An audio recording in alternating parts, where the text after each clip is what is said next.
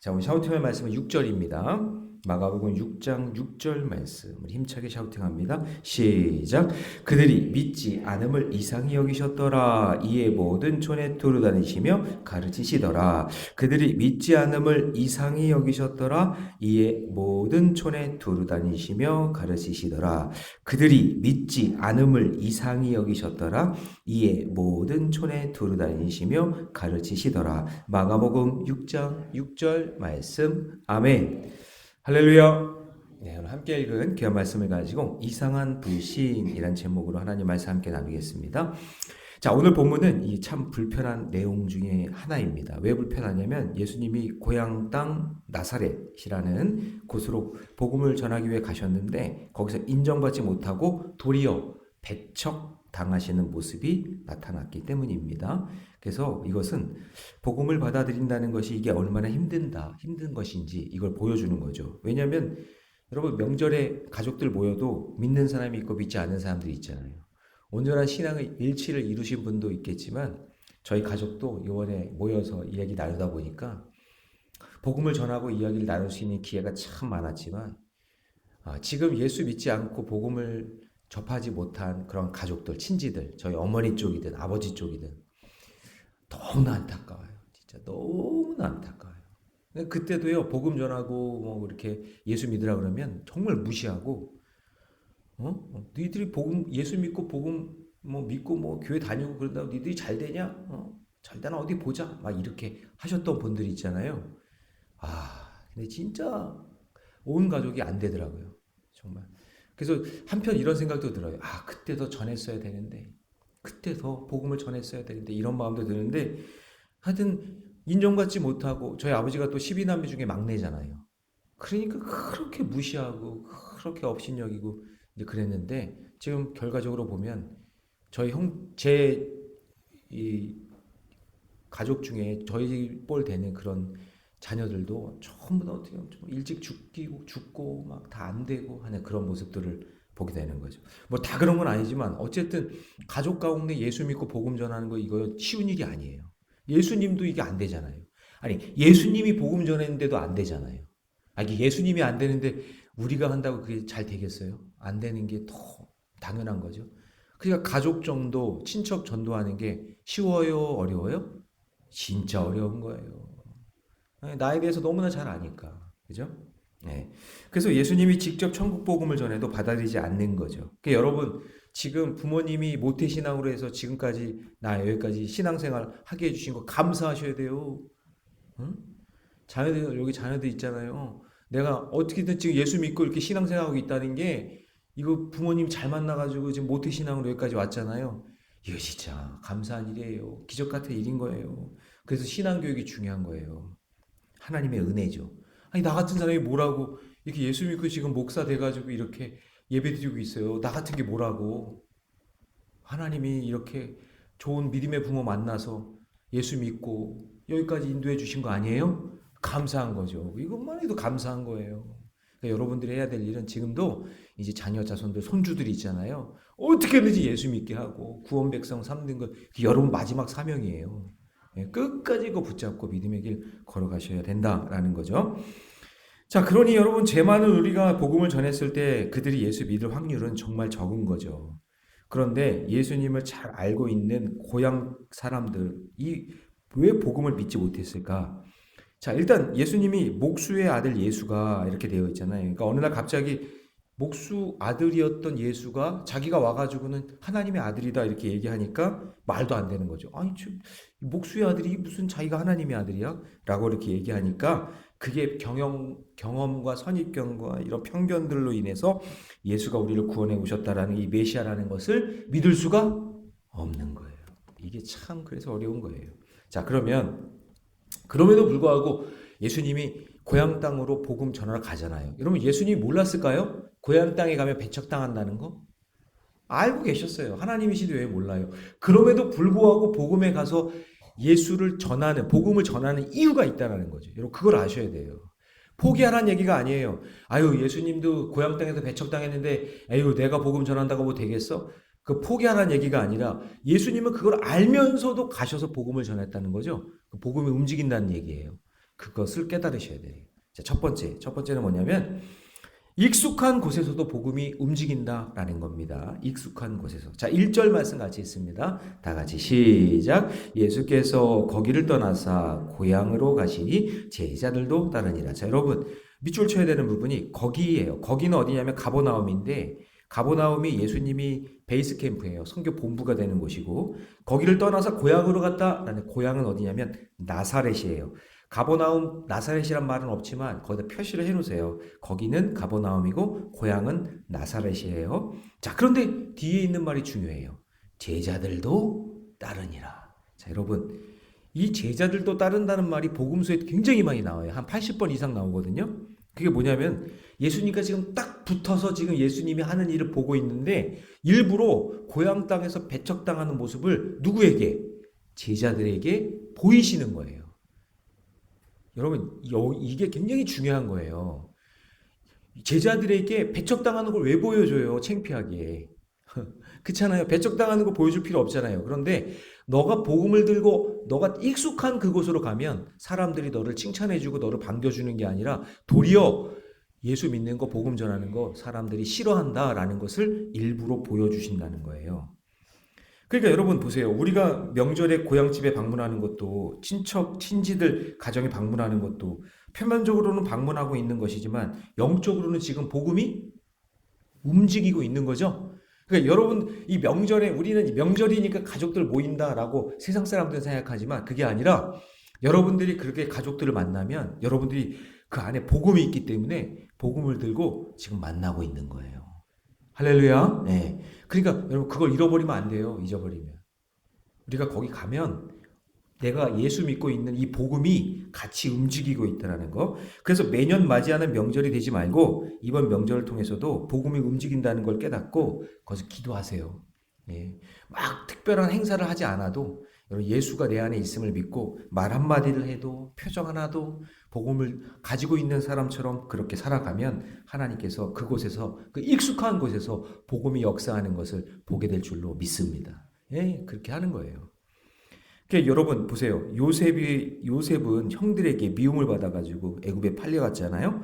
근데 그 불신과 상처의 자리에서 하나님의 구원의 역사가 일어나잖아요.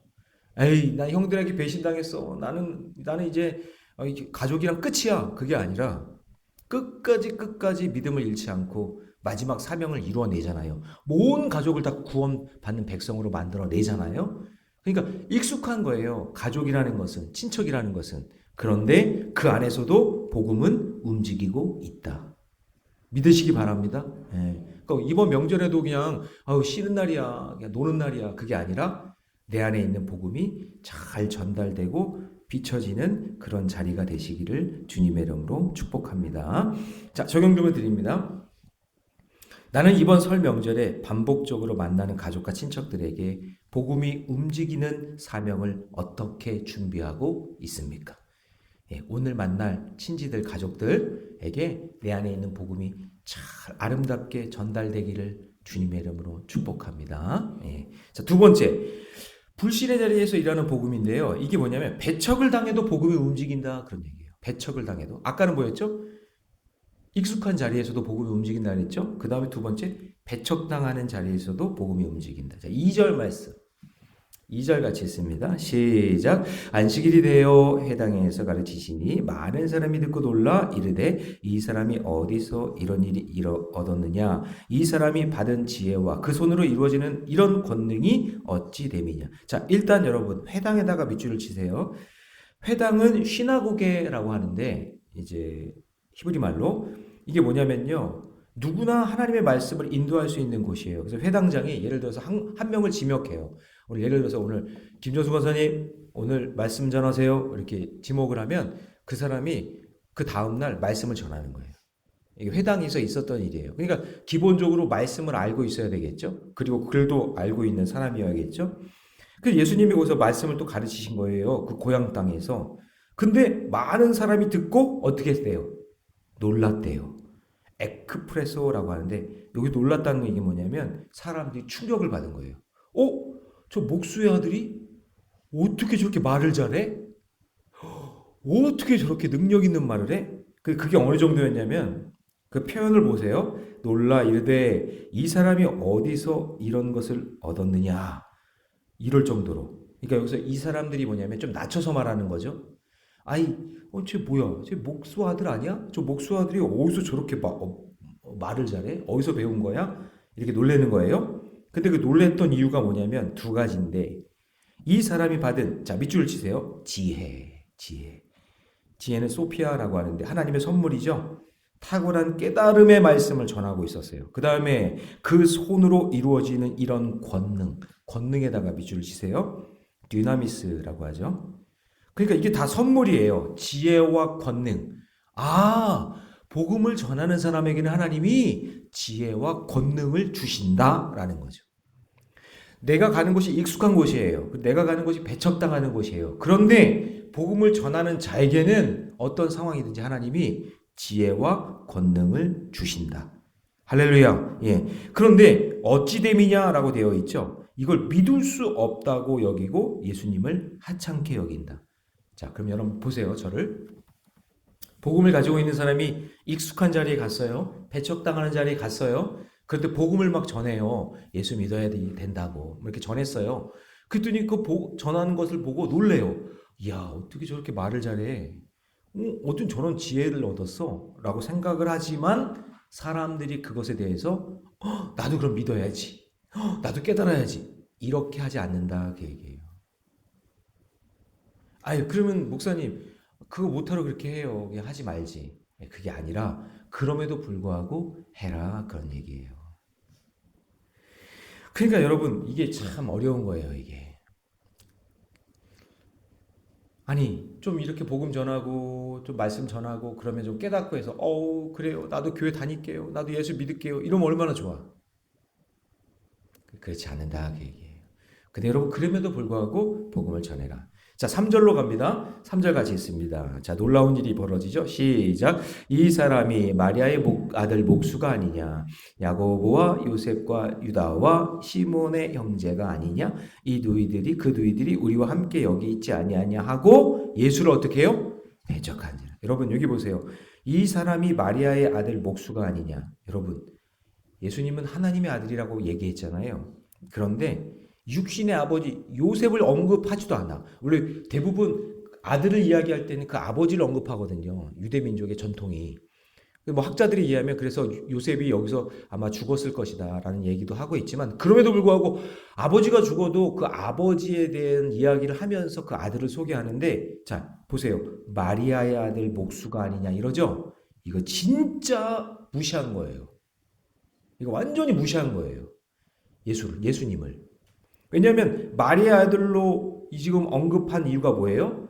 사생아라고 생각한 거잖아요. 결혼도 제대로 하지 않았는데 낳았으니까 완전히 마리아의 아들 요셉은 언급도 안 하고 완전히 무시하는 그런 태도인 거죠. 이런 거예요. 저 예수 마리아가 혼자 낳은 사생아 아니야? 이렇게 얘기해요. 이거 진짜 모욕하는 거예요. 여러분들 화 안 나시죠? 이거 화나야 되는 일이 있는 건데 여러분 화 안 나는 거예요. 여러분 참 이상하네. 예, 그러니까 이건 너무나 이거 모욕적인 말인 거예요. 그런 말을 들었다라는 거죠. 그러니까 여러분 예수가 성령으로 잉태된 것을 가장 불신한 고향 사람들 그 사람들인 거예요. 그래서 여기 목수의 아들이라는 이 말들도요 아주 하찮게 이야기하는 거죠. 테크톤. 여러분 하찮다, 막둥이다, 무시당한다, 하카톤이라 그랬죠. 그런 의미인 거예요. 완전히 무시하는 말로 한 거예요. 그러면서 거기 뒤에 보니까 배척한지라 스캔달리조라고 하는데 걸려 넘어졌다란 뜻인데 나중에 예수님을 배척했기 때문에 그들이 걸려 넘어지게 된 거죠. 여러분 저를 보세요. 여러분 절대 배척하지 마세요. 사람도 무시하지 마세요. 사람도 배척하고 무시하면 그게 내가 걸려 넘어지는 거예요. 지금 이들이 예수를 배척했잖아요. 근데 그들이 걸려 넘어진 거죠. 구원받지 못하게 되는 거잖아요. 그러니까 절대 배척하거나 무시하면 안 돼요. 가장 가까이 있는 사람들이 나를 가장 잘 안다고 하는 사람들이 하나님의 하신 일을 믿지 않고 영접하거나 믿지도 않고 멸시하며 모욕하고 있는 이런 모습인 거예요. 그러니까 그 지혜와 권능을 지금 보여줘도 그거를 믿으면 얻을 수도 있는데 믿지 않으니 배척하니 얻을 수가 없는 거죠. 이게 얼마나 안타까워요. 그러니까 여러분 익숙한 거 그리고 어떤 나의 어떤 치부를 잘 아는 곳. 여러분 그런 곳에 있어도 오늘 친척들 만났을 때 에휴 저 코 흘리게 저거만 오줌 싸고 맨날 그러고 살았던 저렇게 못 살았던 가정의 자녀들 여러분 절대 무시하지 마세요. 우리보다 못 산다고 나보다 모자르다고 나보다 이렇게 못됐다 안 됐다고 여러분 절대 무시하시면 안 돼요. 제가 저희 지금 어머니 아버지 있는 곳이 화성인데 어느 화성 가는 이제 버스를 타고 가고 있는데 뒤에서 어떤 할아버지 할머니인지 아니 아저씨 아줌마인지 하여튼 그분들이 자기들끼리 막 얘기하는 거 제가 들었는데 여러분 조용필 화성 사람인 거 아시죠? 근데 그 시외버스 타고 터미널 가는데 그 고향 사람들이 막 하면서 야 그 용필이가 말이야 막 그러면서 우리 집 옆집에 살았어 막 그러면서 얼마나 못 살았는데 그래서 무시하더라고요. 근데 무시하고 있는 그 사람이 무시당하고 있는 거죠. 여러분 함부로 말하거나 낮춰서 말하는 거 그거 진짜 본인이 배척당하고 있는 거예요. 절대 여러분 남의 말에 대해서 막 이렇게 얘기하지 마세요. 하대하지 말란 얘기예요. 교회 안에서도 여러분 존중해 주세요. 교회 안에서 맨날 코 흘리기 그런 사람들이 커가지고 지금 결혼하고 자식 낳고 권사고 집사고 장로고 그런데 이 아무개 그 진짜 수준 떨어지는 거예요. 진짜 수준 떨어지는 거예요. 이제 다 커서 결혼하고 자녀도 있고 직분도 얻었으면 아이고 아무개 장로님 아멘 좀 해보세요. 아무개 집사님, 아무개 권사님, 아들이라도 딸이라도 내 아들 교회 안에서는 아이고 이렇게 해줘야지. 야야야 일로 와. 그래서 막 보면서 아유 그게 뭐예요? 창피한 일인 거예요. 그게 배척 당하는 거예요 자기가. 그러면 자기가 막 높은 사람 같잖아요. 막 아는 사람 같고 그러잖아요. 그게 배척 당하는 거예요. 그게 무시당하고 걸려 넘어지고 있는 거예요. 공식적인 자리에서는 존중해줘야지. 개인적으로 만나면 몰라. 개인적으로는. 근데 교회 안에서 공동체 안에서는 함께 존중해줘야 될 거, 높여줘야 될 거 아니에요. 그렇죠? 저는 참 감사한 게 저희 가족은 그 또 다 양가가 다 신앙의 가정이니까 제가 예배 오늘도 이제 가면 예배 인도해야 되거든요. 그러면 아우 목사님 예배 때 저 목사님 이렇게 존중해 준단 말이에요 저를. 제가 그렇다고 내가 목사예요 그러면서 막 이렇게 하겠어요? 그게 아니잖아요. 그렇게 서로 존중해 줄 때 그때 그 가운데 아는 역사가 일어나는 거지. 배척하지 마세요. 배척 당하는 거예요 그게. 꼭 기억하셔야 됩니다. 그래서 가까이 있다는 이유로 쉽게 판단하는 마음 하나님의 일을 보지 못하고 복음을 무시하는 거예요. 지금 예수님이 지금 복음 전하러 갔는데 배척당하니까 복음을 누리지 못하잖아요. 스캔달리죠. 걸려 넘어졌다라는 거예요. 남을 그렇게 배척하면 자기 말에 자기가 걸려 넘어진다라는 것을 기억하셔야 됩니다. 그래서 내가 잘 알고 내 곁에 있는 사람들 정말 소중히 여기세요. 여러분 자녀들 소중히 여기세요. 자손들 소중히 여기세요. 너무나 복음의 귀한 씨앗들이잖아요. 하찮게 여기지 마세요. 그게 다 나에게 돌아온다라는 거죠.